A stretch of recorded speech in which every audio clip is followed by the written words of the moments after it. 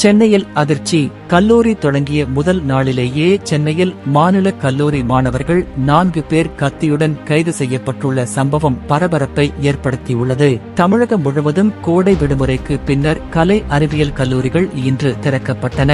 விடுமுறை முடிந்து மாணவிகள் உற்சாகத்துடன் கல்லூரிக்கு வந்துள்ளனர். பஸ் டே ரூட் தள மோதல்களில் மாணவர்கள் ஈடுபடுவதை தடுக்கும் வகையில் தீவிரமாக கண்காணிக்கப்பட்டு வருகிறது.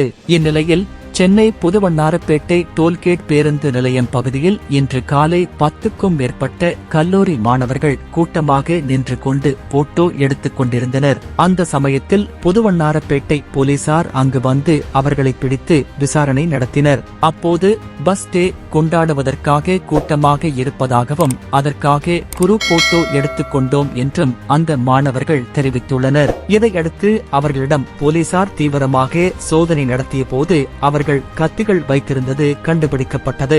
இதையடுத்து மாணவர்கள் 4 பேரை புதுவண்ணாரப்பேட்டை காவல் நிலையம் அழைத்துச் சென்று விசாரணை நடத்தினர். இதில் அவர்கள் சென்னை மாநில கல்லூரி மாணவர்கள் என்பதும் தாம்பரம் பொன்னேரி பகுதிகளைச் சேர்ந்த அந்த மாணவர்கள் பஸ் டே கொண்டாடுவதற்காக இன்று கூட்டமாக நின்றதாகவும் தெரிவித்துள்ளனர். அவர்களிடம் இருந்து 4 கத்திகளை பறிமுதல் செய்த போலீசார் அவர்களிடம் கத்திகளை எங்கிருந்து வாங்கினீர்கள் என்று கேட்டதற்கு தங்கள் கல்லூரியில் படித்து வரும் மாணவர்களிடம் வாங்கியதாக தெரிவித்தனர். இதையடுத்து இது தொடர்பாக போலீசார் விசாரணை நடத்தி வருகின்றனர். கல்லூரி மாணவர்கள் எதற்காக கத்தி வைத்திருந்தார்கள்?